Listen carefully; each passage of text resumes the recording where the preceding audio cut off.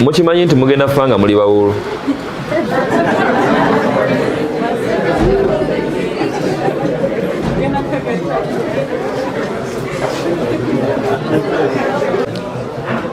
Now, we are trained from the Islamic background and wisdom to appreciate what Allah has predetermined. This was a session that is supposed to be out. Omuliro we gutwokyamuka awo wetunyumyamu. But then Allah has decided, and we can't. He's the best of planners. Maybe the goodness was in us being here.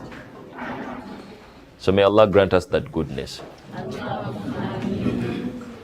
Now, I want us to discuss about something. Forget about the whole being a sheikh story. Forget about the whole university setting. I don't want this to be too much formal. We've spent the whole day being too much formal and too much English here and there. I want us to discuss as Ugandans. Where are you going to get your partner?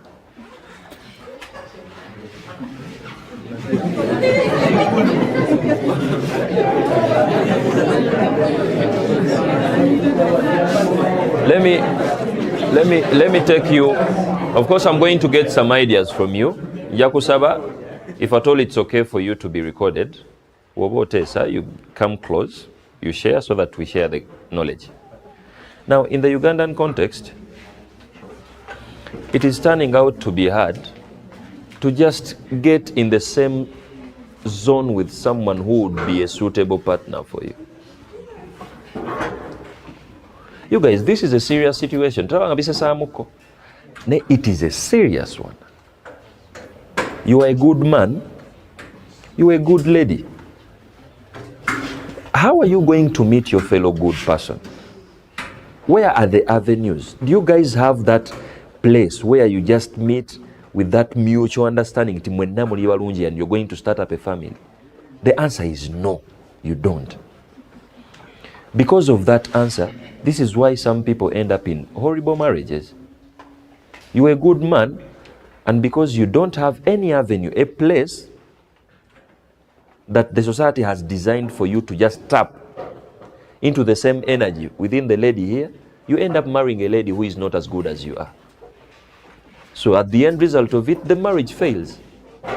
Now, as a man, that alone is just something that is going to destabilize you.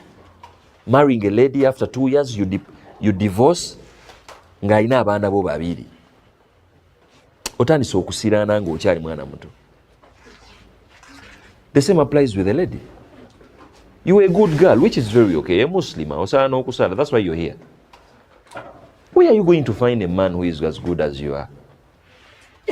Because you don't have an answer to that, you end up into the hands of men that are not as good as you are. 2 years, 3 years, you have 2 kids, you divorce. Osiranye. If at all you're not too much lucky. Don't you really think we need to discuss this as young blood? Because the Ugandan context has not designed that for you. Gone are days where parents were concerned. Your father, on both sides, they were concerned. They were like, okay, let's find it as a concern to make sure our son gets a girl to marry. It was a collective society concern. Today, it's your business. No one cares whether you marry or you don't get married. It's your business. Your father is not here, but he's expecting you to get married in 5 years. As ladies, you have the society pressure. You hear your mother, as you're discussing with your mother, she's busy like, okay, but people say at university, you at least come up with someone who would marry you. Is it just obvious like that? Just because you're here, you need to go back with someone? Definitely no. Now, this Ugandan context, as a Muslim fraternity, you need that question. If at all you don't discuss that thoroughly, you're going to die single. Now, let us just be like Abantu. If you're not interested in marriage, it's okay. your lecture will be another lecture. I want to address someone who is speaking interest into starting up a marriage. When I say marriage, I'm going beyond your husband and your wife. I'm talking about kids, grandkids, like that whole entity. That means you want someone to start up a family in that understanding. Let us just check the numerical imbalance now. Let me start with the sisters. How many gents are responsible that are ready to marry you? Because the Ugandan context is they are ready for marriage as of now. Just ready. It's you to marry them, but you're not. Because your eligibility to marry them is not only on the body, it's on providing. So what normally happens, because we are too unserious, it's a confused generation, we don't have these serious discussions. Now, you're ready with them. Actually, you're the market of them. But you don't have time to even start because you're poor. You even don't have a job. You still stay with your father. For her, she needs a man to protect and provide for her. Now, she is ready, you're not. And you're the one that would be a husband for. What normally happens? Akulekao, she's going to look for someone who is in another generation. And chances are high, bijja kufa. Kuba tebeetegeera. Now, you don't want to be in marriage where it's only biology. Biology, I mean sleeping. It's only sleeping that puts you together with a spouse. Now, that is a real talk. Olumalanga bosomye nabyo, the classmates are out, but you're unready because your relevancy is look for a job, like start being useful in a society. For now, like relevancy. It takes years. You're 23, 24 right now, but after campus at 25, you will need some 3 years to just settle as a man, well grounded. The question is, who are you going to marry as soon as you're done being well grounded? Because as per your understanding, chances are high you would pick them from now, but then they will be in other marriages. You're going to die single.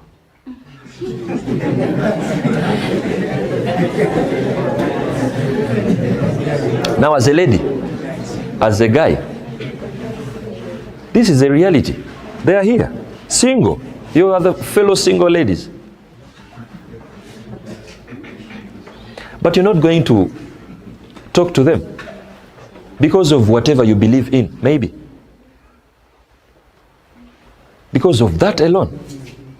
Urumalao, and years go on, you're failing to start up marriages. I'm speaking this from a reality point of view because I'm tested in a way that I happen to be in stories of innocently good people that are still single, not because they are bad, not because they are unserious, because they're not going to meet each other. Now, gone are days where your father was actually concerned to find a man for you. Now, those are now stories. Your parent has no power over you. Because matter of fact, your parents even don't know you. That is our challenge of our times. You've spent years in boarding schools. The reason as to why fathers used to recommend daughters to men, it's because they knew their girls from A to Z. Matter of fact, your dad doesn't know you. Senior 1 to senior 4, you were in boarding. A level, you were in boarding. Because A level is too serious, you are in Gulu, for God's sake.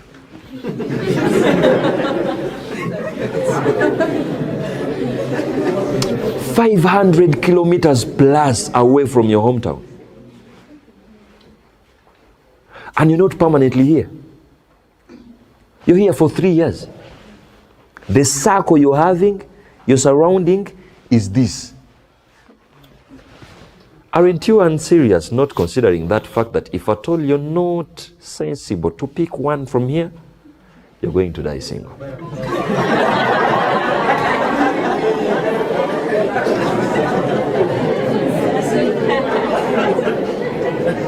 Because Obamba, why it is? Okay.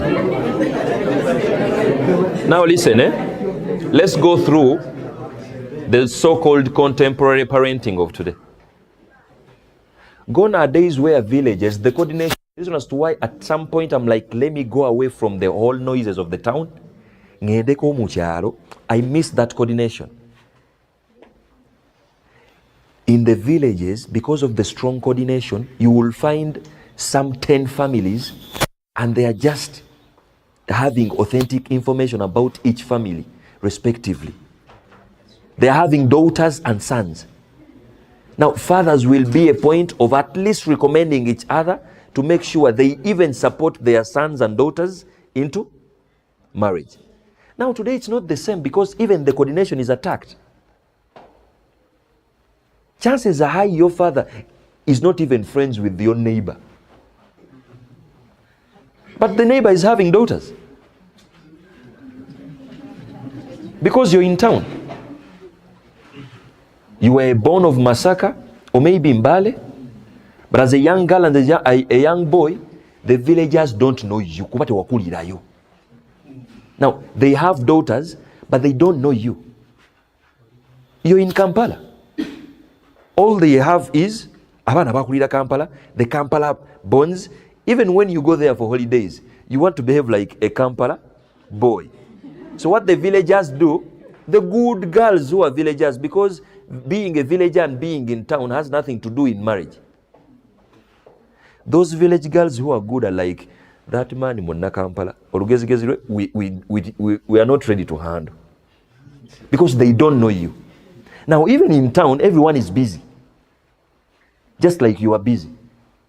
Tebakumanyi, because it takes a lot for someone in town to grab their attention. That's why some people even reach out to go immoral. They don't know you in town, Gemazima. Now, you're also in Gulu. You're introverted. No one knows you intensively. Olumarao, you're done with your degree as a 25-year-old man. This issue, okumanya mutemuli serious. This issue, you get to a point of just thinking about stuff. Nti oyagala baana bato. Isn't it? You get to the nation. Tetumanya adisa anazi bawa. But you're like, as a 30-year-old, a man, now you need to marry a girl who is at least 20. At least, that is the man here now. Now, do you know the reality that comes with a lady, a girl, you're marrying as your first wife, who is 10 years younger than you? Gwokulodda mabega, eh? Yahe, a 30-year-old man has priorities that are not the priorities of a 25-year-old. When you switch to 30,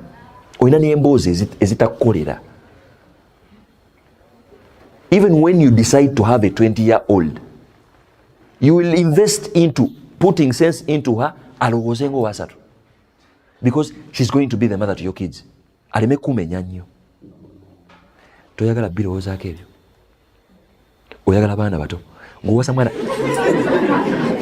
Owasa muntu n'akumenya. Your fellow men are thinking upward.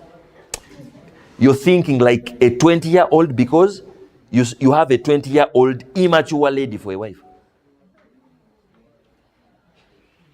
Bannamwe bali waneeno 25 marry. Okay, before I even proceed, where are you going to get spouses now with that reality? People who are, listen, abantu abali immoral, abatalina mu ddiini nga mmwe, balina avenues nnyingi. It only takes a number, n'ayogereza gwatamanyi gwatalabangako, amaka ne gatandika. Maybe balina mu Kivulu, a festival somewhere, enkuba etonye nga bw'etonye kati. Kati mbu gentleman ajjeeko kooti awaddeko omukyala. Now, the family has started. They are in a festival somewhere. Bewadeke court yao. Now it is a romantic move because getting off the jacket and giving a lady, mbukati you're a gentleman and responsible. Amakaga tandise olwo. They go and cohabit and they sleep 1 year, 2 years, mbukati they are in marriage. You are a sensible man who doesn't do that. You don't even go for festivals. Actually, your business is school and home. Chances are you're even introverted. Tokolagana n'abantu nnyo. You enjoy your space. Do you know how hard it is to just get another introverted someone that you're going to start a family with? You're going to die single.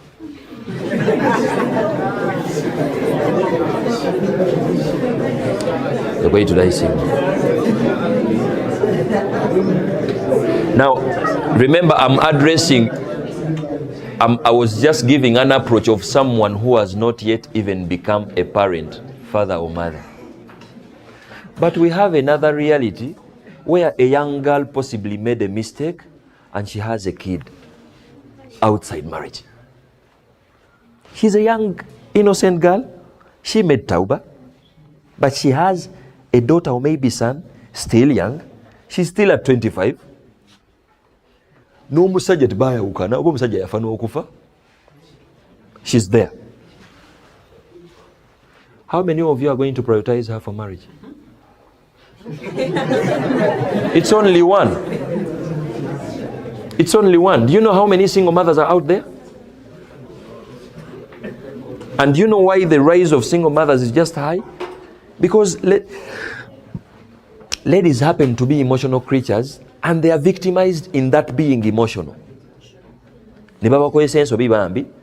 Boom, it's pregnancy now. It is another story. She's a mother, an effective mother, but she's still young. She still needs marriage. You're going to die single.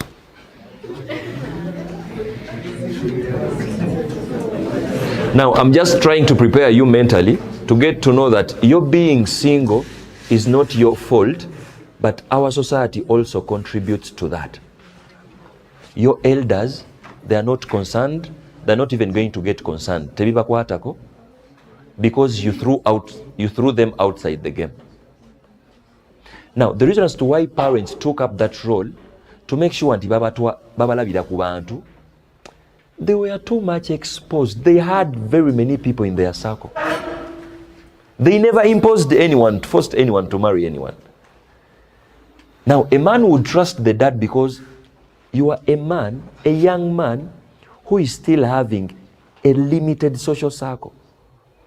Toweza na bawala batano bayina magezi in your friends.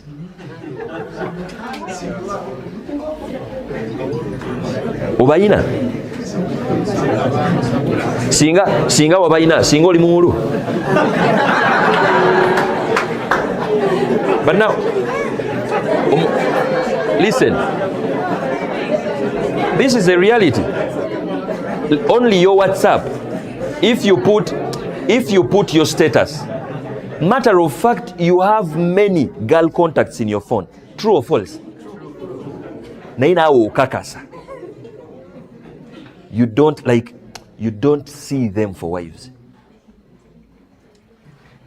It is too worse to a level that even your friends, the friendship, you would have been like, okay, this generation, because you're turning out to be too much innovative, too much serious, you mind your own business, okay, it's very okay. At least the friends would recommend each other. But even friends, you can't recommend your own friend because you know they are immoral. Immorality put you together. Now, how many best friends, like you're having friends, you both have sisters at home, but wallahi, no one can give the other sister to the other.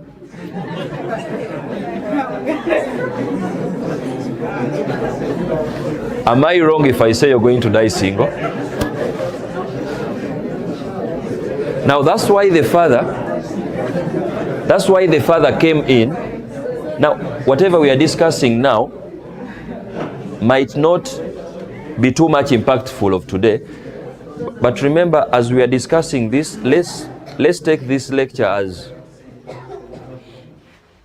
a life-changing lecture in a way that tomorrow your fathers and mothers, you need to directly and indirectly make sure this whole story stops on you.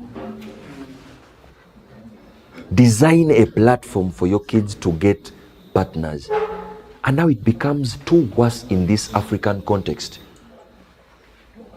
Because Africans have not designed, okay, the African society, in any tribe you're in, was not designed to marry from the closest.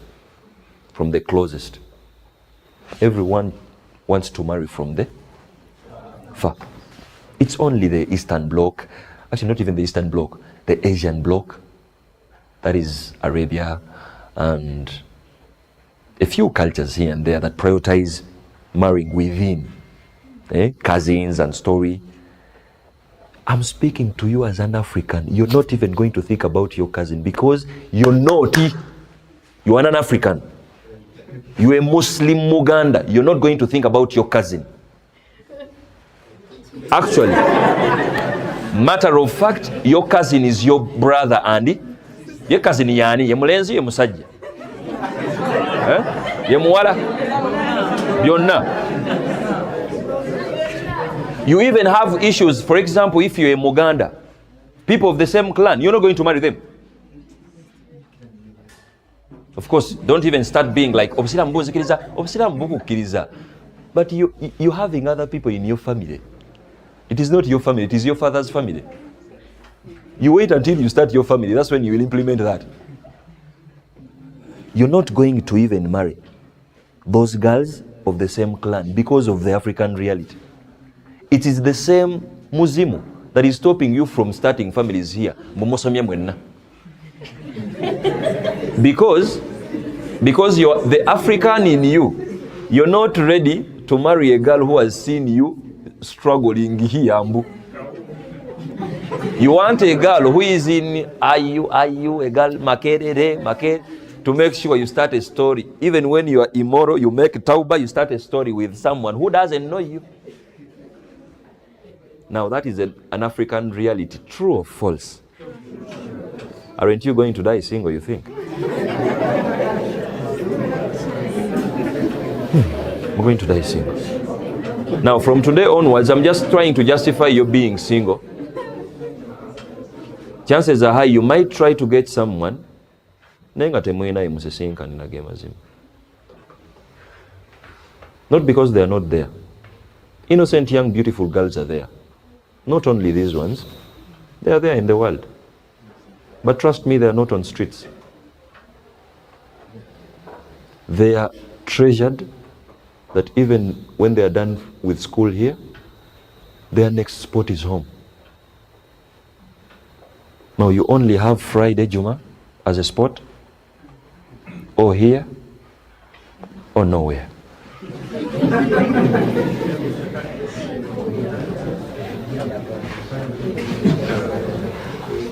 Let's check out the mosque. How many imams are doing justice to that position when it comes to helping the young youth?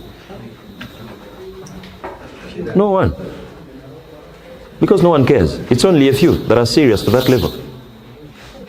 Do you know why men from the Islamic doctrine, do you know why we are supposed to pray at the mosque 5 times a day? Do you know why? You just get to traditions like Nabiyatulagira, Abasajja Baino Saira Muzikiti. Do you know what that means? It means a society that has men that meet 5 times a day. That society must prosper. You have time to sit with your fellow men to reason and strategize for the future. As you're done with Subuh, you're going for work, you have some 10 minutes to discuss about your community. Now, our simple mosque as Gumsa, we expect young Muslims to make sure you're familiar with the environment. You come here, you talk about, you help others, just meeting. It is today where elders in a mosque, basajja bakuru, 50 plus, baina abana, abawala nabachi, nabalenzi. But no father is going to even start up and they're like, what if we just put a platform for our kids to make sure they start up a family? But they are praying for 10 years. Why are you even praying? Stay at home. Prophet saying that the Salatul Jama'ah afdal min Salatil Fadl bi 27 daraja. The ranks, if you perform the congregational prayer, it goes beyond praying for God's sake. The ideology is, as soon as you're done praying, let's copy from the Prophet. Do you know why they used to even intermarry between themselves? It was a concern. That why is our fellow companion struggling with being single? There is a daughter here and here. Let them start a story. Your ego as a man is keeping you in being single. Your ego as a lady is keeping you in being single. Now that is a reality that is in Uganda, and most especially with university students. Because I'm a lecturer at university, I know what I'm talking about. This is not time for you guys to waste time. It is not time for you to start reasoning like kids who are still at advanced level. You only have 3 years. 3 or 4 or maybe 5.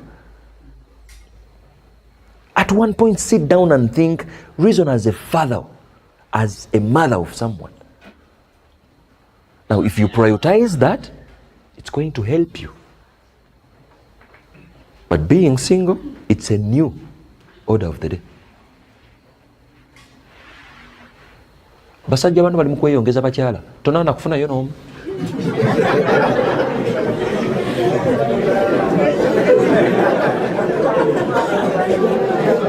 And I don't know, this might be my, I'm trying to just predict.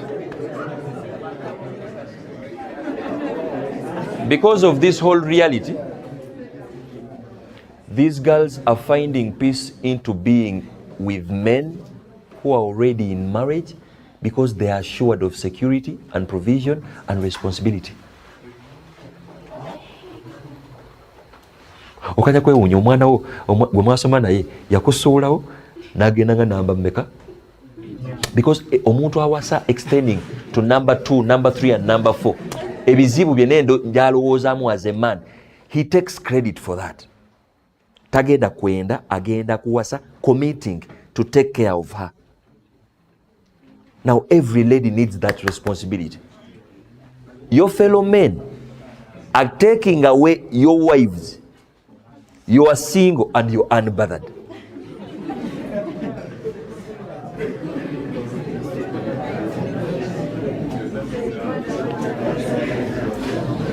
Maybe that man is your father.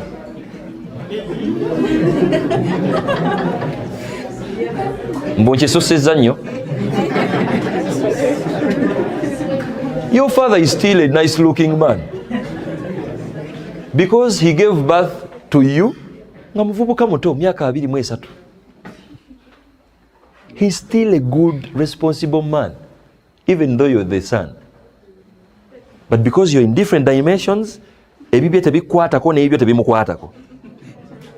Ali busy, agenda kweyongeza afune mama wo omulala.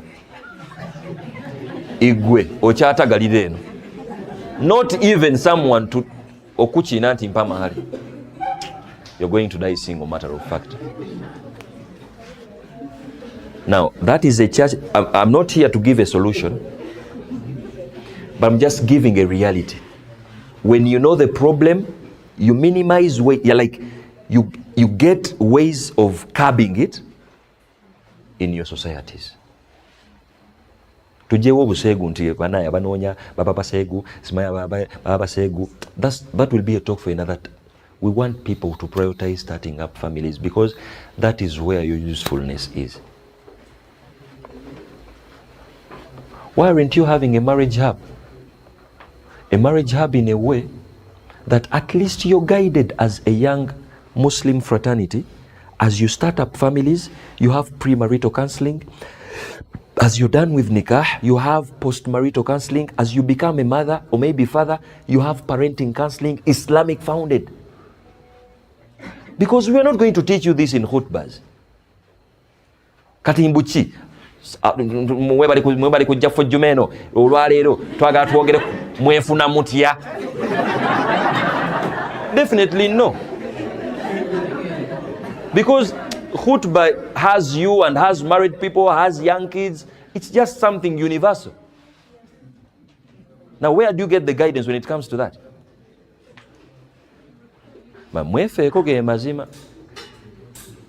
If you're not serious, you're going to die soon. Wallahi. Because you don't have avenues. Mwandibadde muteekateekawo ddala sempitirivu wano. Now, the reason that's why I even welcomed that whole campfire situation, to just give a platform. Mudde engulu nammwe. Like, you're young men, you're young women. Definitely, muyinza okubanga ne wano waliwo abantu kati abali mu story zitambula. Rectify that story. Put life to it. Make sure you're handling each other as respected people. Bwaba akumayira omudde mugobe. Funa omuntu ayina akadde ng'agenda mumanya nti ekikumwagaza kutandika family. Mwekyawe kyawe mangu, you still have time. Mwekyawe mufune abantu abaki abalungi.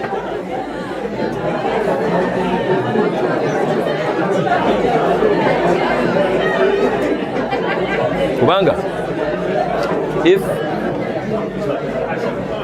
if what put you together, njagala no babuuza kibuuzo. If because we lack guidance, possibly even the relationship you're in right now is built on something that is not stable. Wakachimanya. And Islam, the Islamic approach is, come on, you don't start a relationship with someone without seeking guidance. It is the one reason as to why me personally, I don't just basically attend marriage ceremonies. Dine mikolo gy'abantu okupangisa abawalimu. Tebampangisa nze naawe. Yahe, I add value to my presence to a function. If you want me to come as a sheikh, as your sheikh, I need to be in your story prior. Sibamanyi na bamanya. Simanyi mwesisinkana mutya. Ani yabagaidinga. Maybe ekyabagatta kubanga mwesesa. Now, you want me to come, kati mbawoye, mweyagadde, tweyagala. After 1 year, nga mwegoba. Ani yabagatta, sekabulafu yaliwo ono ne atukola batya? Now, that is the direction. Now, even when you're a young sheikh here in making, kisomengo okimanyi nti society ejja mu maaso will need some professionalism to that. Invest into making sure marriages are sustainable, like ziwangala. You aren't serious nti nekati neche chairman takumanyi owagumsa. Gwe wandigambye nti abagaidinga mukko nti bannayi mwandibadde mukola oba naye muwulu munnammwe.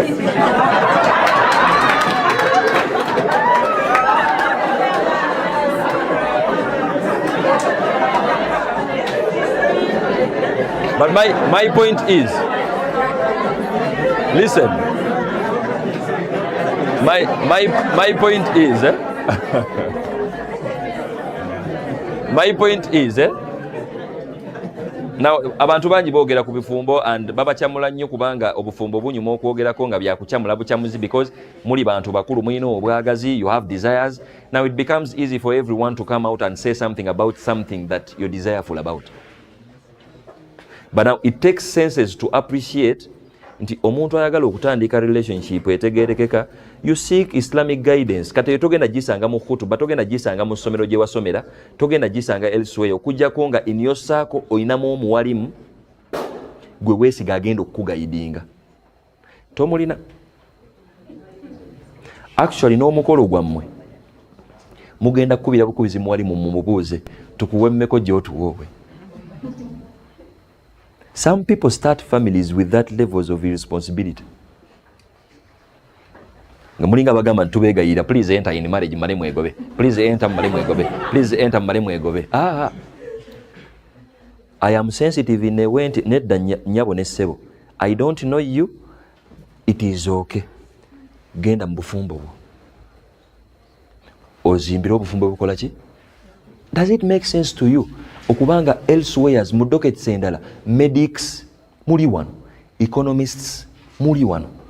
Does it make sense for someone to start up anything to do with finances without even inquiring about the guidance from economists? Definitely no. Now marriage is too much sensitive. Mugendeko mu bantu abakulu munyumyemu. When did you last talk?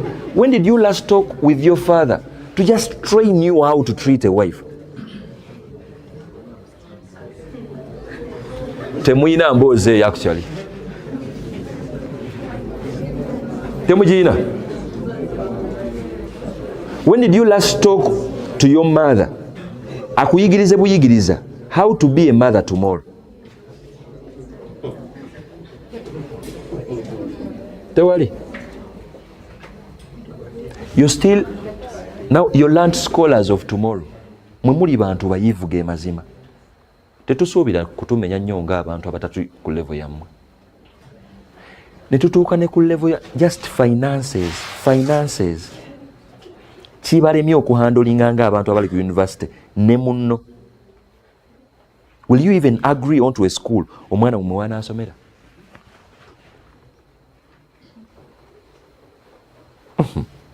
Allah atusaasire naye waliwo couples ezigenda okutomera which is okay.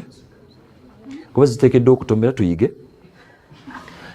Abalala bafunemu picture endala we would have done this. Kati saawa eno kye weetaage right now kwe kubanga you coordinate with your fellow people muli eno side eno.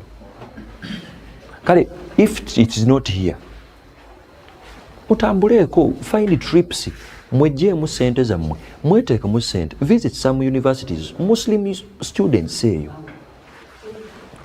ng'ekibatwala si kunoonya bakyala na basajja ekibatwala oyongere ku bantu b'omanyi enyosaako gy'okoma obbongerako. You have a variety and options to pick from. Gy'okoma okuba n'abatono we baba basiru owedde olondamu just atali musiru nnyo gw'okola ki?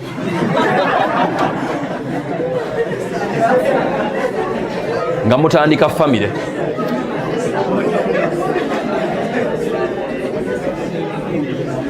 Now that is a concern. And remember as Muslims we have a lot of teachings that teach us modesty. Obusiramu butuyigiriza okuba n'ensonyi and our ladies are queens of that. Balina ensonyi bali modesty ne waba akuva atya wallahi ayinza okufa nakyo nga takigambye.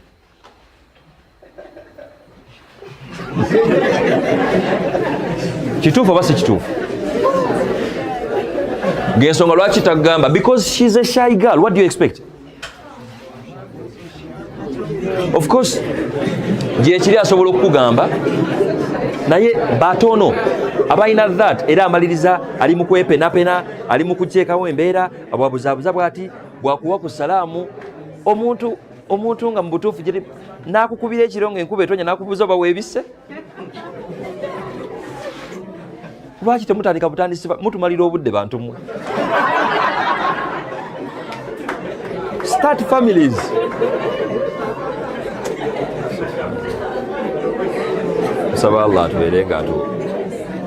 I think let me conclude with 3 factors. To them we space. I don't want to dominate the session.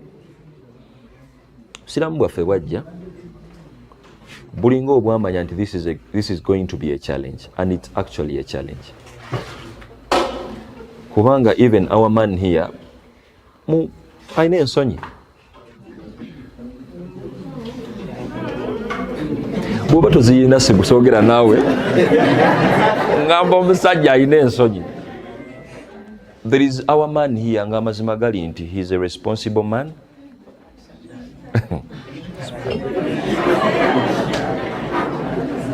I had a client bino mbanyumizanga munna Uganda munnammwe ate omuwalimu mpangaala nammwe wano. Abasajja abalungi gye bali nga wallahi si bayaaye naye nga obudde bw'okuyimirira ateekinga risiki y'omugaana tabuyina.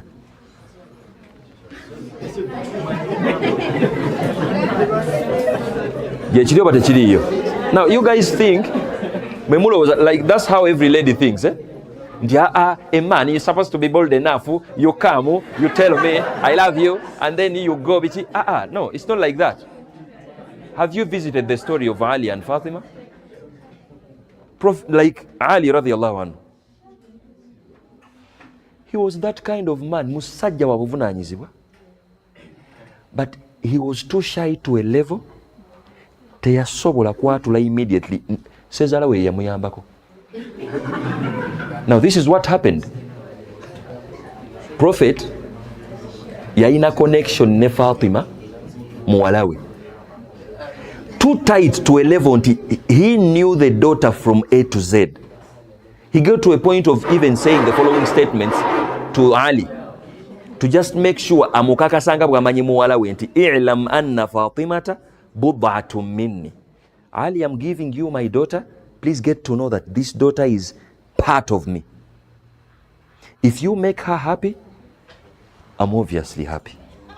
If you make her sad, just know I'm sad. Now, that is a statement that a father says towards a daughter nga akimanyi. Omuwala gwakyogererako amumanyi from A to Z. Kiyinza ozibwala mu taata we kyogera kuba takumanyi bulungi. Akutegeera olwaleero n'atakutegeera kuba tabadde naawe nnyo, omulaba bulabi kiro na ku makya ng'akola ki? But Fatima and the Prophet, the daughter was just in touch with the Prophet. Actually, Nabbi yatuuka n'okutuuma Fatima nti Ummu Abiha. It was a nickname that literally means Fatima is a mother to her father. Because after the death of Khadija, her mother, omwana ow'emyaka 7, she was dutiful to the dad. Nga buli bwe bakosa taata we, Nabbi akimanyi, I have a young girl waiting to comfort me as a daughter. Kata kaseera katuuka Fatima akula muwala mulungi. Embooko tuba tusedde amakulu, embooko bino byammwe byagwa. She was beautiful. Companions had it as a routine to go to the Prophet to request Fatima's hand in marriage. Nabbi nga agoba, because he knew the taste of the girl, of the daughter. Now what happened? Basahaba ne bagendayo 1, 2, 3. Nabbi nga takkiriza na Fatima balaba kubanga definitely technically Fatima amanyi test ye. Now companions were there with Ali. They were like, but Ali, have you also tried? Ali was like, no, if they have sent you away, what about me? Of course they will send me away. Now, of course, it's a man talk. We normally talk with our fellow guys, netuba waga okubazamu kumanyi manhood and masculinity. But yeah, that's what happened. They ignited this whole masculinity in Ali. You can. Prophet loves you. And that Fatima, we know the age difference is close. She will love you.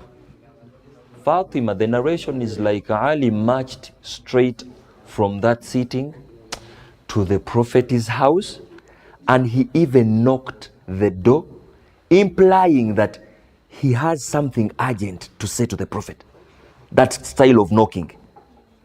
When the Prophet opened the door, Ali was mute, like he never said anything.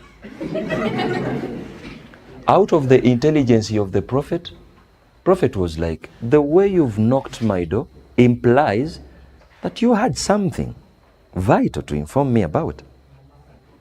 Ali was just silent. And then out of Prophet's intelligence, reading the whole environment, the whole, how is it called in psychology? Huh? The expressions and so on. Then Prophet was like, are you here to ask Fatima's hand in marriage? Immediately Ali was like, exactly, that's why I'm here. And now Prophet marched to go to Fatima, and he was like, Fatima, Ali is here to ask her hand in marriage. Are you interested in Ali? Immediately Ali, like Fatima was like, yes, but of course there was a curtain. Fatima was behind the curtain, because of the modesty and the whole shyness here and there. So Prophet asked Fatima behind curtains. So what Fatima did was just shake a curtain. Because they had that connection as father and daughter, Prophet knew that Fatima is okay with Ali. How sweet is that? And definitely things started. It is one of the beautiful love stories we have in Islam. But it never started with that boldness of yours. Actually, it might even be a red flag.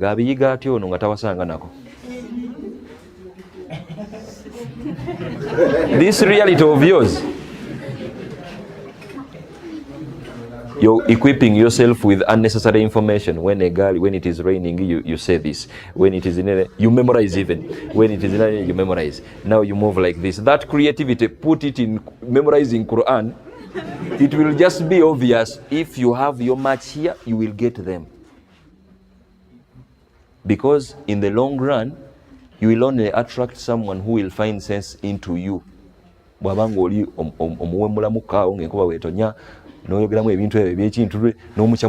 there is a movie that was immoral that you both watched and then bitambula kubanga, like you're technically immoral and immoral marriage.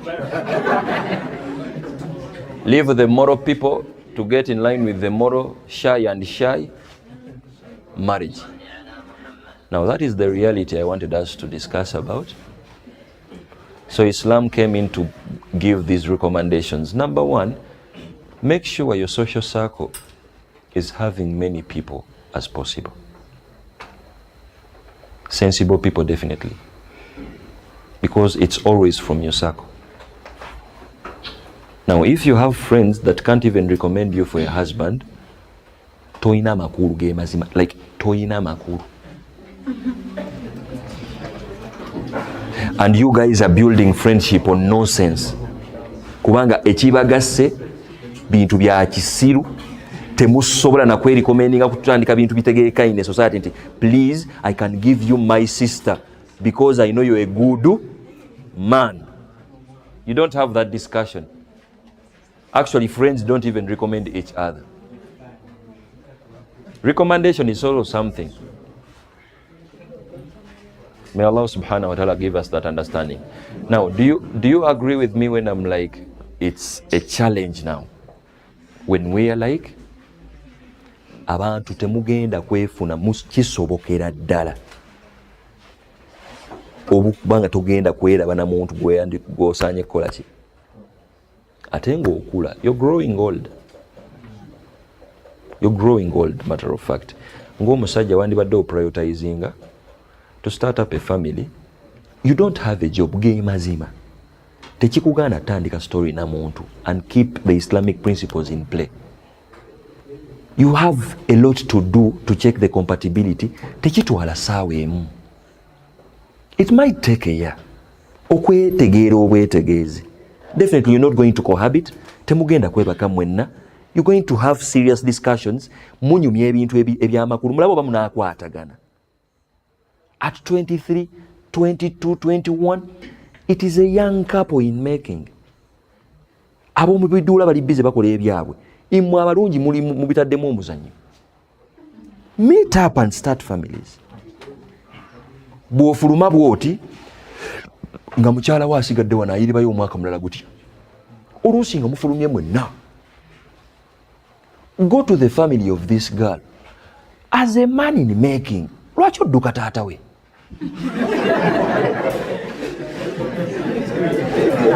Go to, if you are serious, go to the man, the father of bintu kati byakulwanyisa buulu. Go to the father of your girl. Inform him as man to man. Tell him, please, matter of fact, I'm a fresh graduate. It's not like I can't take care of your daughter. I'm just here to make sure everything is formal. Omanyi nti jendi. Please, I'm requesting, give me some time. I'm going to prove to you that I can take care of your. Mubadduka buddusi, mutuswaza buswazi.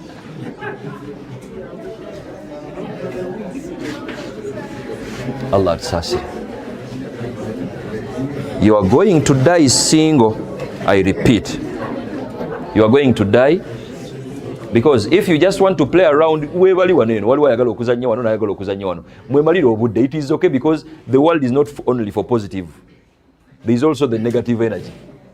It is okay. Naye yake bw'obanga oli a man in making, emyaka 2 oba wakula seeka, you a big man, 20 oli wano, oli muntu mukulu. Maama we yakyakubuzaabuza nti kawala kalenzi kange akasemba, oli musajja mukulu. You just keep yourself around your elders. Otandika n'okulowooza ng'omwana omuto, kubanga bakuleetera okulowooza nti oli mwana muki, okuva ddi nga 25 muto. Your age mates elsewhere in other societies are starting up families. Mwabo mu kibuga mulemereddwa, build on unnecessary assumptions. Kati bawala mmwe amazima gali nti okakasa anaakuwasa oyagala wa sente. Sente mmeka ez'omuntu alina okukwasa, alina okuba ne ku account ye, kitegeeza ki kyoba oyogedde ekyo? Omanyi lwaki tolina muwendo gw'olina mu mutwe? Gw'olina kimu nga principle, njagala omusajja who is financially stable. What does that mean?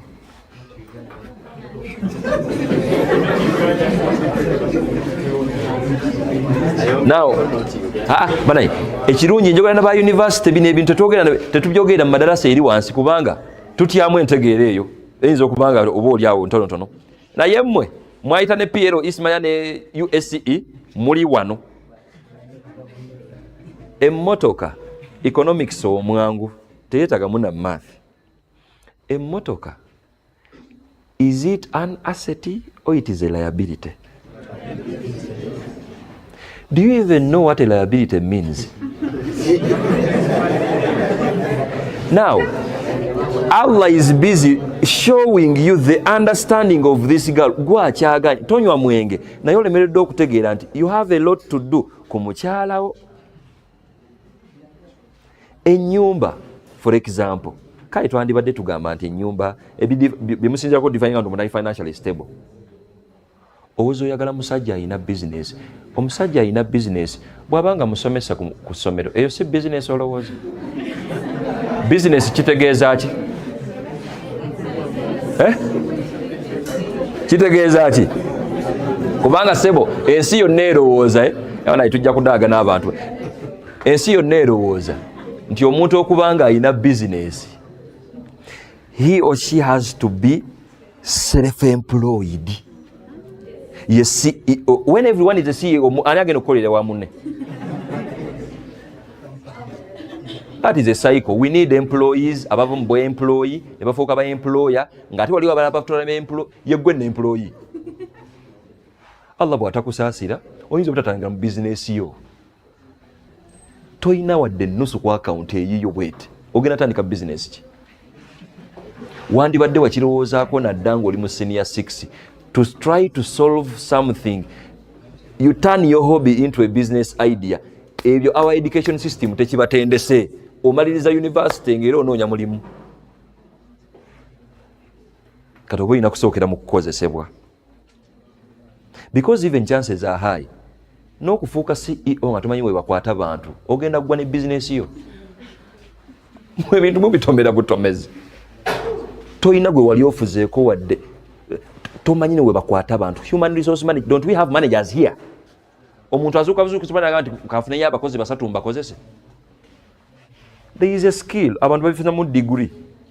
Bw'oyingiddewo ogudde ne business yo, sooka wansi weetendeke naawe mutandike families. If you want a man who is financially stable, you have to have serious discussions. What do you mean by financially stable?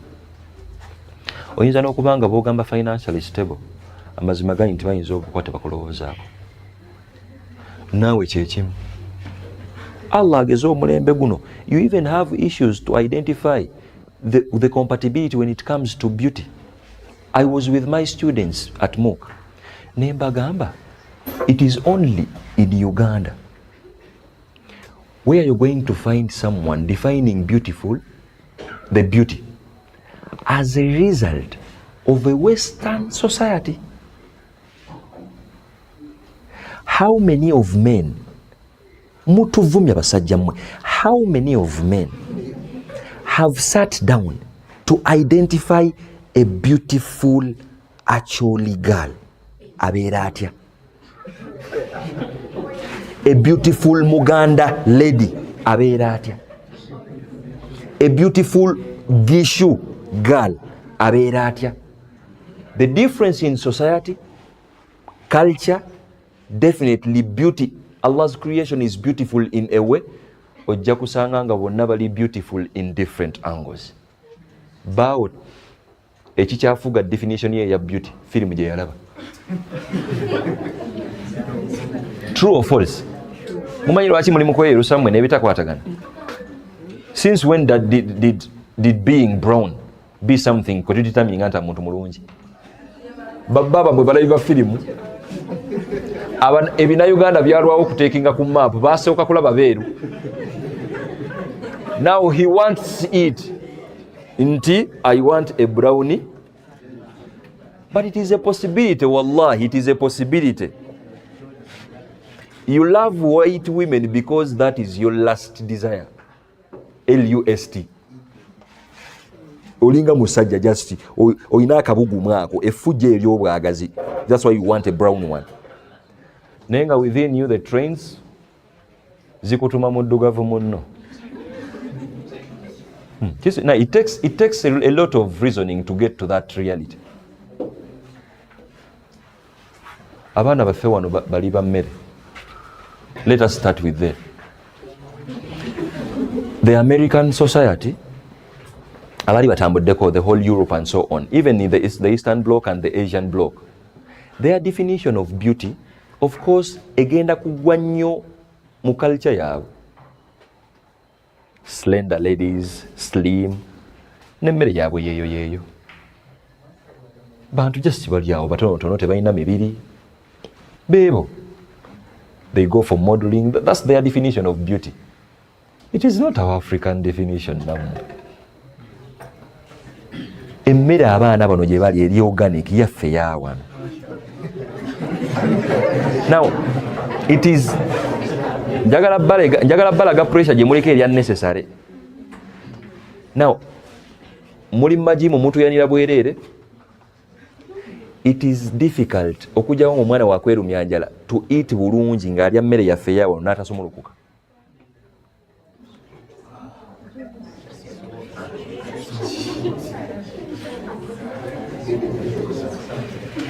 Oli unserious tokimanyi. Actually you're even telling your wife to be ti wallahi nina engeri gye saagalamu bakyala banene bantamamu. Emboozi z'abaana bato ze munyumya kati mbumweyogereza. If you're out of discussion ng'emboozi ebaweddeko mwesiibule. You're going to talk about stuff that is going to be used against you in future. Like, do you know what it takes? Mukyala gwe oyina society pressure y'okumiitinga. You can't take the unnecessary pressure of your man okutandika okweyogeza mbu saagala bakyala banene, saagala bakyala batono. Ng'osobola n'okeera ku makya ng'oli mukyala we oli nomo tolina na byokola by'amaanyi just olya bulungi n'ogejja.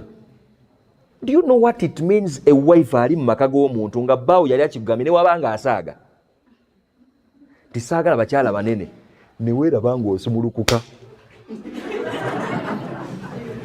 Kiba kitegeeza nti as a man ebintu ebyo mubirekere abaana abatali mu secondary abakyatagala n'omukwano ogw'ekito. Talk as a responsible man. Mugambe nti mukyala gwe oba oyagadde mukyala mutono mugambe kyekyo tukantuka obufumbo waba mutono asobola okukugejjako mu bufumbo obwo nga tagenda kuddayo mu butono. Kati mbukinga mwegoba. Kati ng'otandika kagamba nti munnaye omukyala namwagala mutono ate kati okuva lwe yazaala aganye okuddayo mu buki. Temuwasana baana baabe musooke mukule mu ndowooza and marry them for that. Kati omuwala ono kyekimu society pressure emuli bize. Ono omwana azuuka ne kumakya nawanya kyayi w'entangawuzi ow'amata kumakya kuliko n'omugaati kuliko prestige.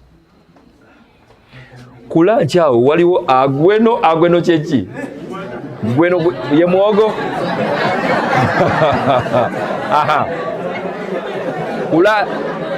ku ssaawa nnyawo waliwo gwana n'ekikopo ky'obuugi, waliwo ne lanchi, like waliwo lanchi. Mwana ali nnomo kubanga atambula enjala emuluma n'akola ki? N'alya. Bw'ava waneeno waliwo juice amulinze gy'akoze eki? Ka juice awo ne kasinaaka akatono yeebake. Yendya y'omwana waffe omufirika owa wano. Ate bw'abanga ali mu kyalo n'alyako ne ku green zingo oyo mwana ali nutritiously. Elefe. Instead of defining beauty in that angle, muli wano musomye, you're obsessed with cultures that are not yours.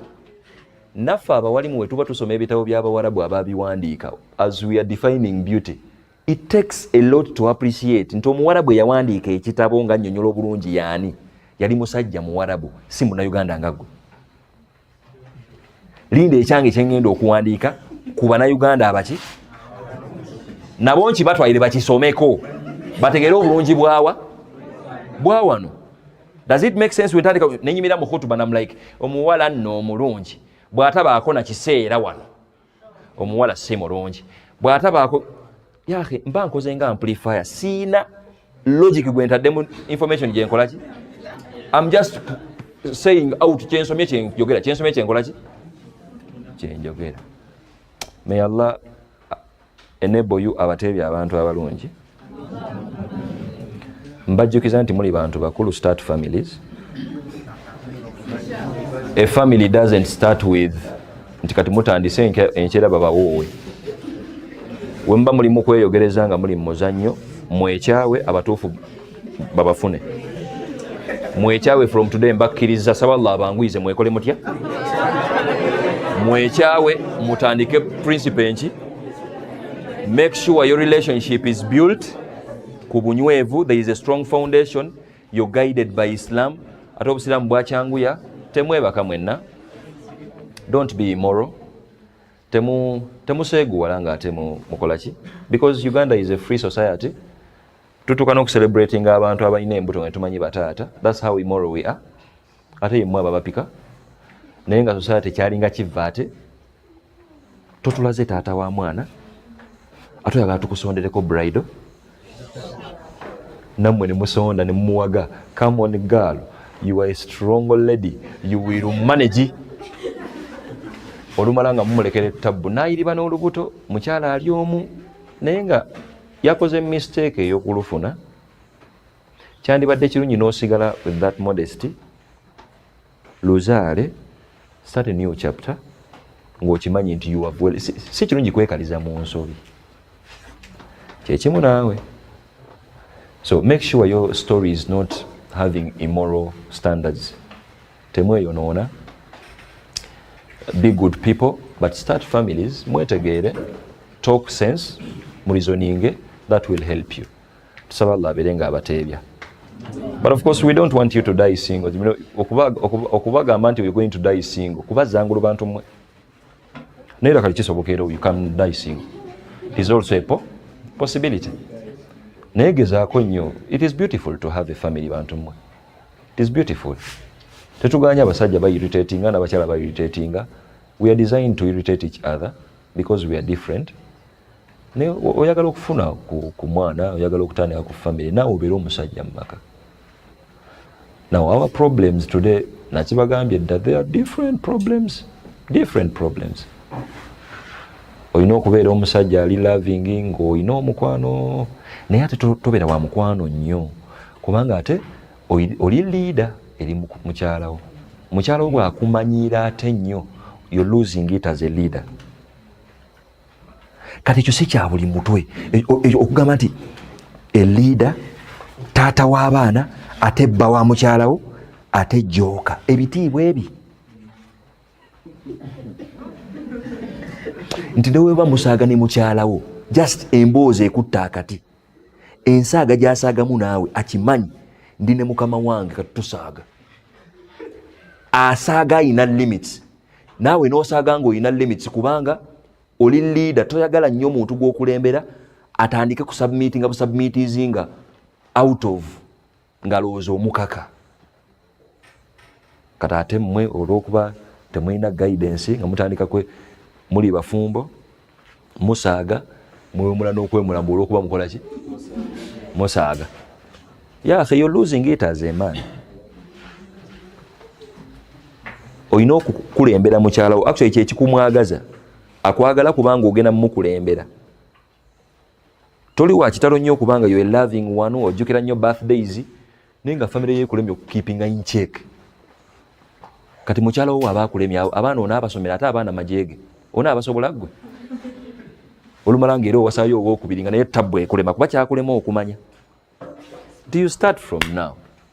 Kyekimu n'omukyala nawo ebitibwa naawe olina byebimu okubeera omukyala mu maka ng'ate oli maama effectively ebintu byakulowoozaako it takes a lot of skill. Teri kosi nti ekikusomesa ekyo teri kutuba egenda kikusomesa. It is only this simple awakening talk ya bulijjo nno informally as it is. Maybe Allah might use it to make sure families are going on. Now I would like to wind up Mbawa Kazindaalo mukirowoozeeko as this society to have that hub. The leaders mukirowoozeeko mweyambe mukuseera tetugamba nti muteekeewo mwenoonye mwefune. That's too direct. Muteekeewo avenues musobole okweyongera okwetegeera. Broda abantu nga bawera social circle egaziwe at least ng'osobola okufunamu omuntu akola ki ategeerekeka. Tusaba Allah abeere nga atukola ki atumalira. Allahumma amin. Some of you even are single because of your branding. Oli wa bbeeyi oli musajja naye basajja bonna be bakogerako nti oli wa lugezigezi. Oli muwulu naye oli wa lugezigezi. Kati omuwala omulungi yandikwagadde ani yandiyagadde omusajja ow'olugezigezi kuddiiru ki? Be a cool disciplined man, that's all you need. Disciplined, you're tolerant, you're patient, omuli muntu w'abantu, you know how to talk with people, ofuga obusungu bwo bye bitufuula abasajja ab'enjawulo ebyo. Naye gwe bakumanyi tebakunyigira mu ttooke. Onyiiga n'akatono aye n'oyogera nnyo bategeere nti okoze eki zivuddeko. That's why you're single. Kyekimu n'omukyala ekifaananyi ky'oportraying amazima gali nti ewammwe mulina ssente temuli banaku naye n'oyogereza omusajja n'omutyuningirawo mu ango ya ssente. It takes a lot for someone to be your husband. Temutunda baana bammwe we muti. Musajja ategeera oyo kweri. It is concerning. Ajje nga ali mwavu mufune discussion eyo olaba oba amagezi mwegali kubanga mugenda kutuula nga famire mukaayane ekikyaleme kitwala kuba yakukulembera naye ogumemu kubanga okimanye ategeera wadde tatutte kikyo naye omwesiga nti amagezi mwegali tewali buzibu. Do you know what it means okukakasa nti bawo tategeera ate nga tatutte kikyo?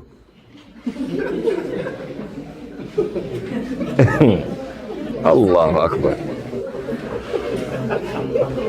Bakanya kulaba ne mental health issues oyina tochazi tokitegeera obulamu bukutabuseeko. Omusajja yajja tomanyi na testing ya mutesting entegeera yeriki ate kati ogwo omulimu gugwo kati taatawo yagukulekera kuba ntali mu ggulu kati naye oli wano. Chances are high nti omusajja gwogenda omutwalira agenda sooka kulaba gwe kati skill y'okumusengejja ategeera tategeera yiyo si yataatawo. Society emaze okutendeka nti kati taata alinze muwala we amukubira ne ku ssimu nti kiki ekiriyo bikyuse oba tebikyuse. Hadisi yali egamba bazadde nti we bakugiranga b'osiimye eddiini n'empisa mubawe bawala bammwe. Batata bamwe bali Kampala abawala baabwe baabano wano. Okumanya Uganda ekutendeka hash otuuka n'okusookera ewa kitaawo ne kikuvumya omwana mwenyini gwosokera gamba wagenze dde wakitange toyina magezi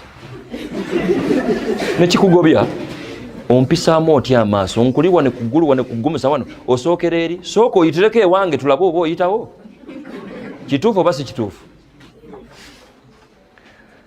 Tusaba Allah abeere nga atumalira abawonya okubeera ababuulu. Allahumma amin. Tufuneyo abantu ndowooza babiri abaami n'abakyala babiri akazindaalo nkazeeyo wa seeka Musuga. Yes. Assalamu alaikum wa rahmatullahi wa barakatuh. Wa alaikum assalam wa rahmatullahi wa barakatuh. Seko, you've been talking that these hajat siya, they are within our circle. Ni seka hajat ya wala batuzalawa. Wala baseka. These people they say imbo for us tuli bavu, tuli bana bato. Mbo they claim mufere tubasobola. For the fact, even if you ask them, they think because imbuze nyine myaka 23 then yaina 21 mukati agenda kutuuka agejjulu kukebwa ati mukati ansinga obukulu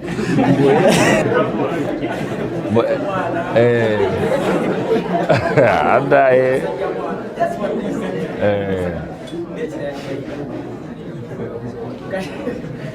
katiseka afugade ile sapo kino kujja wakati tiseka mpaka jazz ndio kusomea ndiye katukugabe kiswele kitono kinga wacha tunapata niba tusalamu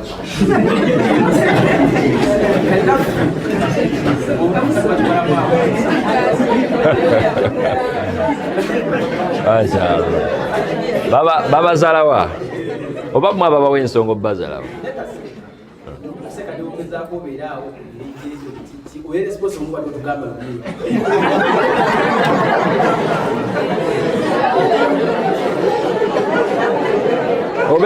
obeera otya responsible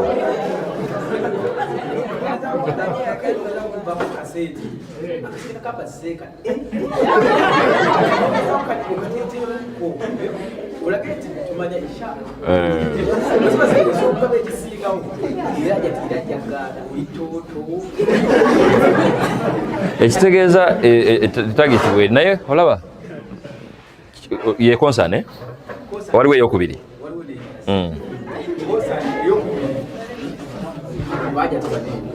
ojeko tuzalawa n'okupita abaana abato bagamba mbukati bagala kati nga gweseka gawunya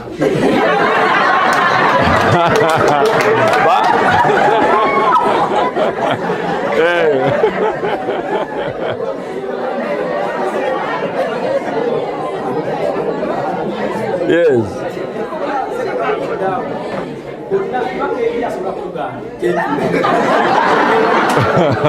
banganye wano wabalabye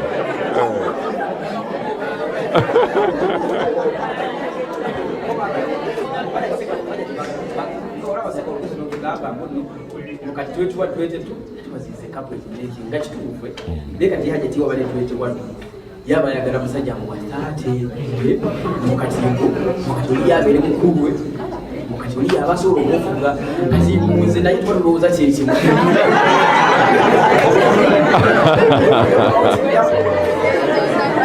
like oba tomanyi kiddako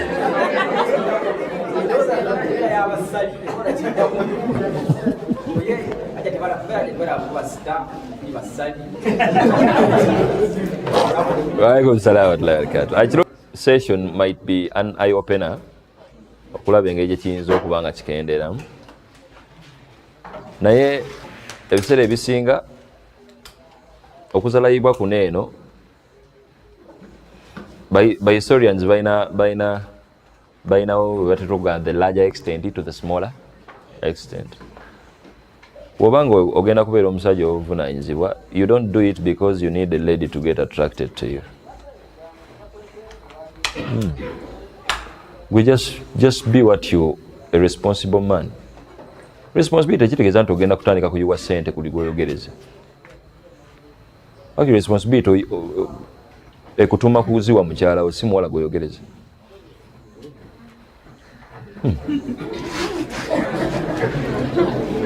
Kati challenge eriwo ebirabo byowo omuwala gweyogereza liba limited yake nga osobola obireka like bya bulijjo okusinziira ku nnyingizaayo bya bulijjo just making sure amanye ti toli stingy toli mukodo but you're restrained from taking an extra mile kubanga tanaba kuyingira mu doketyo. So you don't want to be a man who is just extravagant when it comes to okwogereza omuwala. Actually otuswaza. Because of that mubatendese bano okubawa nga baboogereza bwe babawasa ne bawaleka bamaze obbawangula kati oli mu kikomera iriba nekyayo omukalu ne gwana okiraba wallahi it's problem y'amaanyi kati ojja kulaba nga we branding ng'omusajja obuvunanyizibwa your dressing code gichecking yengeri gye weconductingamu n'abantu gichecking weetwalamu otya mu bantu gichecking it takes a lot to be that kati osira mbwagala bugambe nti prepare yourself. Omuntu ono bw'akwejjako oluusi agaanye kubanga takusaana oba oluusi agaanye kubanga ekifaananyi ky'omulaze si kituufu. Point ey'okubiri gy'ayogedde yogamba nti obukulu nansinga obukulu nansinga obutonze ndowooza nnyo kubanga tuliko EGM. It's a reality kubanga kati olwaliro society kyetukoze eki ono kati alaba asobola okulizoninga ng'omukyala kubanga yatuuka dda. Are you ready? Kati ate zisanze ggwe naawe otuuse naye emboozi z'onyumya ate zaabaki z'abaana bato kyekyo like woba onyumya emboozi omakinga sure at least osaana okukola ki ebyo nno nga byakyuka okugamba nti simanya entegeera ya ku myaka. Okimanyi nti abasajja abasinga obwezi bali mu 340 owabiri ayenda biki nga talina na ssente. It is ku 30 ne 40 Allah amusumuludde. And to know a real man, definition of a man, kwe kubanga Allah amutadde mu byenfuna. Now in the Ugandan context lwaki tugamba 30s 40s kubanga tugamba nti 20s ahasolinga akyatagala mu kusoma akyatryinga okumakinga ends meet. Allah amutadde mu 30 ensonga lwaki abadde naawe kubanga abadde mwavu. Kati okutegeera obwenzi bwe n'okuba omusajja ow'amakulu responsible one gy'emyaka egyo. Goli bizo ogamba njagala musajja wa myaka 3. Ezo factors nazo ziteeka ku mmeeza n'ogamba toke owa 3 nno nga buli kimu yakikola dda anampa ku kitiibwa ku ntegeera ye Uganda wano kubanga bano abasajja respect a responsible man gyakuwa si nti omuyambako kubanga you were there ng'akula kyekyo kikuweesa ekitiibwa with him. Bw'abanga yali responsible kituufu yali mwavu talina nnyo ssente but you were there ayina otamulangira kyekikuweesa ekitiibwa n'amanya nti bonna abakyala weebali si toono takusabye ssente zo but the fact nti you were around nekikuweesa ekitiibwa ekyo. Now those are all dynamics gwe just we branding omusajja obuvunanyizibwa wallahi kasasiro ina ajja kuviira gwanagambye nti mukazi ayagala obufumbo mulinga abatali mu Uganda mmwe tebuuliwo batagala wano obufumbo ng'era yakyogera lwatu nti I'm not interested in nga ne mu plan ze temulimu marriage which is okay because it's a free world. Asome atandika omulimu atandika okukola afuneyo omuvubuka beebake bazaale omwana omuvubuka amuviire akuze omwana we ng'ali yekka afune maidi nga bwe bulamu bwabulabiramu ange which is okay. Aye tunakaka ideology ku bantu kati oyinza okulemera ku mukyala naye ng'ate yooyo mute ate into being a responsible man weba kukyaba ate tolemerawo nnyo ate kubanga lwaki okabira wiiki namba nga bakukyaye? Onaasobola pressure y'obwavu nga sente zibuze ng'olina abaana kwerigwe? Wabanga okukyako omukyala kukubuzizza otulo tulamba wiiki namba, sente ezo zinaakubula eza fees for 2 terms, tojja kwetuga ggwe? Tusaba Allah abeere ng'atufuula naye at least kijja kukendeera inshallah, tebajja kubazaalawa inshallah, tebajja kubazaalawa, mujja mutandike story, mwefune wano, mwefune we bagaana bano gendako mu universities endala. Yes, kubanga njogerako mu lukuŋŋaana lunene. Now first of all nze ngenda kukuba side zombi. Yeah, I'm going to be sigenda kukuba side zero, I'm going to be both sided. Now first of all bw'oba oyagala omukazi, me I don't date for a date, I date for a woman. And I have nina statement gentero okukozesa nti nno kyawo oyo omuwala gw'oyagala, oyagala maama w'abaana bo, kitegeera, you leave the girl that you love for the woman or for the mother of your children. Aba ntegeera bulungi. Now kati first of all kijja sinziira gwe ku ngeri gy'okola ki gyeweeyisaamu. Aba ntegeera bulungi. Sinza kubanga njogera n'ono ebyomukwano nenjogera n'oli nenjogera n'oli nenjogera n'oli ne bambalamu magezi. Kitegeera bulungi. First of all they discredit you. Aba nfuna bulungi. Kiba kitegeeza you cannot give what is what concerned. Ne bwe njogera n'ono ebigambo byange nga biri limitinga, I have a limit where I have to stop. Are you getting it? Nsobola okuba nga njogera nabo bonna bonna, but waliwo wentuuka n'enkuma nemmanya nti no, this is where I have to stop for this and this. Ono bw'agaana nga kituufu agaanye, then nga noonya omulala. Naye you are just playing out. Tulina kanene akazannyo toyagala kulaga nti ono gw'oyagala, oba okitegeera bulungi. We want to kale tulinga nga bataagala kusemba. Are you getting it? Ate nga ate nekirala tetusobola kubaagala ffe bonna bonna. Are we together? Yes? Abawala bangi balungi, bonna bonna balungi. First of all ekisooka okulaga nti nabawala balungi, buli omuwala togenda mwegombako kintu ekikimu omumalirize. Onajja kubanga alina kinene ekirungi, oli omutunuulire nga akayindo mashallah, ogamba oli bannaye amaaso. Are you getting? Naye if you limit yourself n'ogamba muno let me first keep quiet, oba ndaba bulungi, then kati ku bawala we have this kyo kituufu nga Ssekaafe yagambe you undermine, but ebyo byonna byonna ffe ababireeta okwandamininga, but omulenzi akutuukiridde n'akugamba ekigambo ekyo nti no, we want anjagala we start up something. Bakubine no muno, I love you, I love you, I want you to, we start up something. Kiba kitegeeza amininga, but omanyi gwe ky'omugamba oli mwana muto, omanyi kye yaŋŋamba lindamu emyaka 5.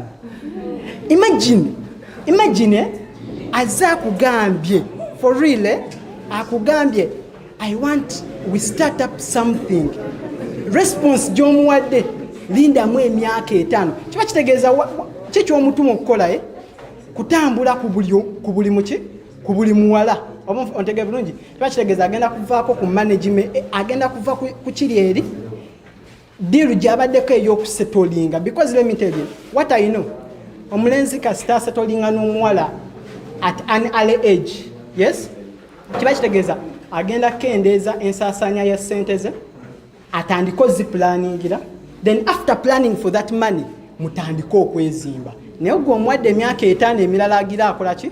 Atambula. Are you getting me? After that now we are here in this society, we have studied now kati mwabawala you give that influence to the what? To the parents. Musajja ndi wanene njiriba, I hustle, yes, I want to get the what? The chairs, the bulls, the cow. Sebo agamba yagala ente 10 100 cattle ku mulenzi akyali mu ssomero agenda kuzijjawo. Yes? Eki? Then, kati okirabaye? Guys, for this situation,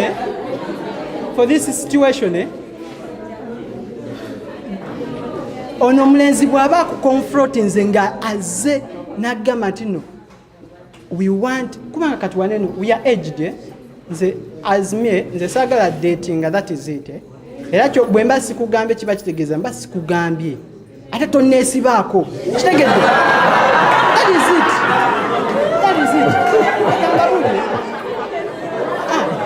Guys, it is like this. It is like this. Let me tell you, it is like this. It is like this. It is like this. I have eyes. Nina amaaso ndaba. Are you getting me? Let me tell you. Omubaka yagamba abasajja bakuumire wansi amaaso gabo olw'ensonga. Let me tell you, if you have that mentality of always looking down, omuwala omutunuulira omulundi gumu, yes, memory since ekimanyi nti no toddamu mutunuulira mulundi gwakubiri, yes, capturinga picture ye yonna ogenda omuyitako bwotye ng'otandika okugirivisinga mba nakulabye dda oba kitegere bulungi tuneesibaako. Yes, kiba kitegeeza there is time that I'm going to come oba nfuna bulungi. Yes, kiba kitegeeza bwe nkulaba I have picked interest in you. When I pick interest in you, ebyokwetega kituufu kale birungi, okwetega kale oyinza okwetega bw'oba ng'olaba gw'oyagala oba ontegere bulungi naye ate tokisussa nnyo because ojja kisussa afune interest in you oba onfuna bulungi naye ate bigoying wrong. Are you getting it? Then ebirala ekirungi seeka abyogeddeko. By the way, let me tell you, love fades, but what makes love is experience. Assalamu alaikum. Okay, nze kyenjagala okwogerako this thing of body insecurities. Like in this generation, like it or not, abasajja batono nnyo abagala chubby women, abakazi abanene, yes, like chubbies batono nnyo. So to face the challenge, nga olabamu n'ogamba kakati some of us we are naturally big, like we are fat, and we are tall, we are fat. Kati otunulamu n'ogamba nga ddala mu butuufu oyina kwekipinga mu limits nga you are there, you're not fat, you're not wali mu limits nga you are within, because bonelekerera your body n'ogejja nga you're just free on your body n'ogejja tebagenda kulaba okujjako abakulu ennyo 45 be bakulaba naye ab'emyaka gyo tebakulaba ne bw'okola ki even if oyina eddiini ne bw'abaseka takutunulako because alaba teweefaako. So we are facing a big challenge naddala for abakazi abanene naturally nti oba otya even in the future you have that insecurity nogamba ate bwe naazaala ng'ejje kati natunamu nogamba ate bwe naaba nfunye like my age mate maybe I'm 21, that person is maybe 23, otunamu nogamba like 10 years from now mba nzadde ate yayinza okwanga mutono oba kale ng'omusingako sometimes obuwanvu kale ate ye mutono ekitegeera kati otunulamu in 10 years time n'ogamba ngenda kubeera maama we otunulamu n'ogamba tekisoboka kati naawe nosalawo n'ogamba nedda because most of the men they are naturally okay. Abasinga bangi baba bakyali bavubuka baba batono naye bwakulamu awo 27, 28, 29 afunamu ku mubiri kati nawe bw'oyagala omaki nga tisito omuntu anaakulaba nti you are always there kitegeera because ye tagenda tunuulira mwana wa myaka 18, 16 but these ones batunuulira abo ffe batulabanga and the moment you put on this akulabanga gwe jjajjaawe you get it tebatulaba abato bannaffe tebatulaba abakulu naffe be batulaba. That's why we go with that netugenda abo abatusingako ne tukiteekamu nti nze njagala muntu nga ansingako because this person time is going to come. I have my own insecurities. I'm going to enlarge in size mbere kizibu. So that is my MashaAllah. Barakallahu fikum. I think let me once set yourself free from that society unnecessary pressure. Just make sure you're healthy. Wallahi. Simple. Tokkiriza musajja akyatagalira mu body size ku bulungi ng'ate basajja banna ababuvunaanyizibwa balina ebizibu ebisukka ekyo. Now, wabanga gwoyogereza kati wallahi mwekyawe because akyali muto. Mwekyawe ge mazima. Concern sister gy'araisinze nkulu bannange. Ne woba oyogera ne munno wane waliwo ebintu by'otalina kweyogerezaako. They are insecure naturally beebo. Muleka akwebuziseeko nti olaba ngezze sirika. Kyusa topiki. Kuba wallahi it will only be a statement. Oyogera nga bw'otayagala bawala baddugavu afunye olubuto addugadde ataakulaba otandise na kutambula n'abeeru. Now, do you know what it takes okubanga mukyalawo aleze omwana ali mu lubuto alwanisa insecurity entuufu oba enfu from a statement gye wavaamu nga an irresponsible man? Ebibuuzo nyange mubireke. Bwe mba muwaana ebintu ku bakyala bano muwaana ebintu ebirina akakwate ne responsibilities zaabwe. Njagala engeri gy'olabiramu abaana bange, njagala engeri gy'ondabiriramu, njagala emirembe gy'ompa. Now that is the true definition of onnyonnyodde okwagala kw'omwagalako. Bino bye mukyewaana obweru bwo, ennyindo yo, obuwanvu, obunene, ebyo si by'abantu ba bufumbo. Be bantu nga mukyekyamula mujja bwekyamuzi wano temulina na byakwogera. Okitegeera? Kati as a sister, set yourself free. Yes. Owabiri mwesatu wabanga bwatu bwalowooza, chances are high asobola n'okukuweza asatu nga walowooza. Wallahi mugobe because there is no safety there. Funa omuntu ne wabe wabiri mugumu. Ayemwe. If you're in touch with a man, even when he's 20, asobola okukufuga n'emyaka gya 25.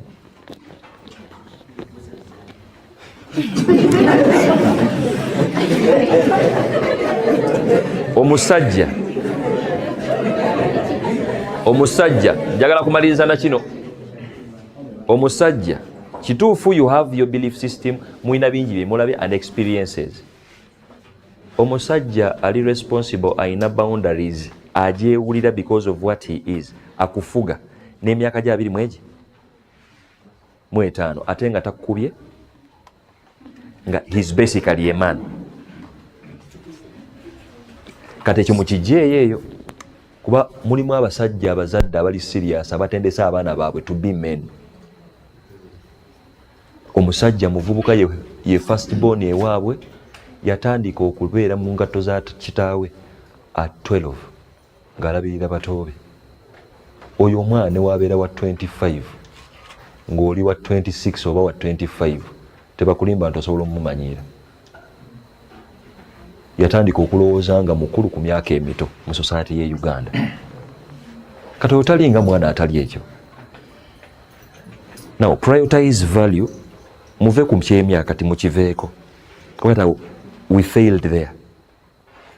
Owasatu n'owaana okyasobola omusanga nga naye akyali muto mu ndowooza era agamba nti ekikunjagazza mukyala wange oli mukyala muwanvu aye toli munene nnyo. Owaana yakyogera.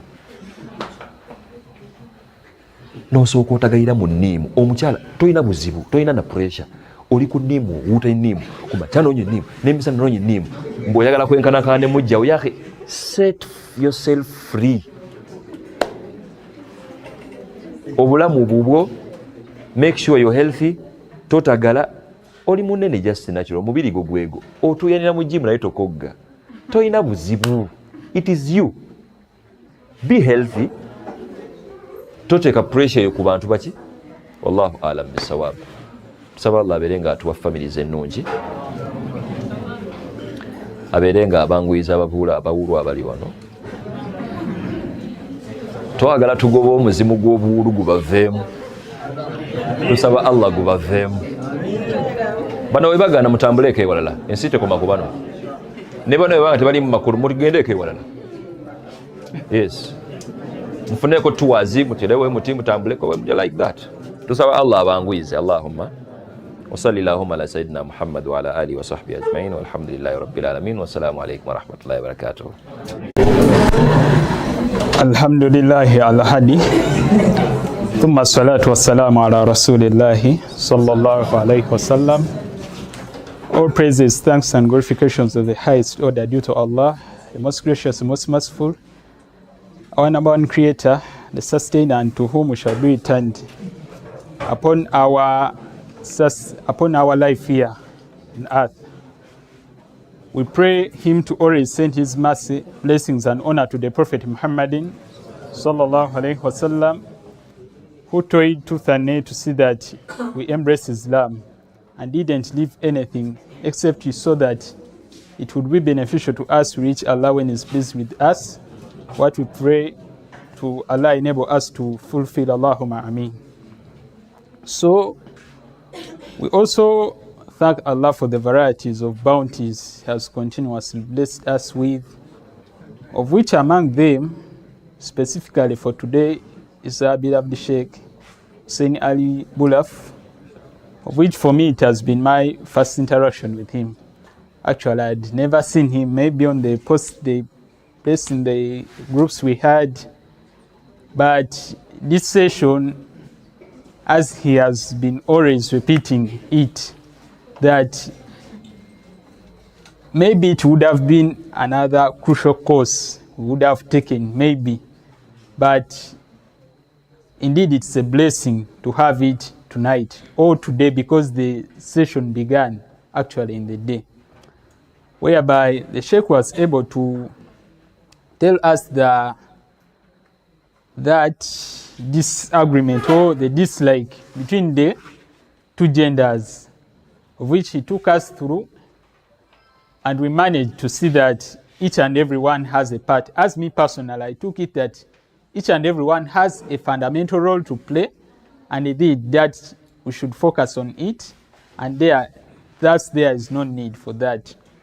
So in the second session, he took us through our relationship with the non-Muslims and how to live with them and take on life with it, whereby he also did it in the very brilliant manner that I had never seen.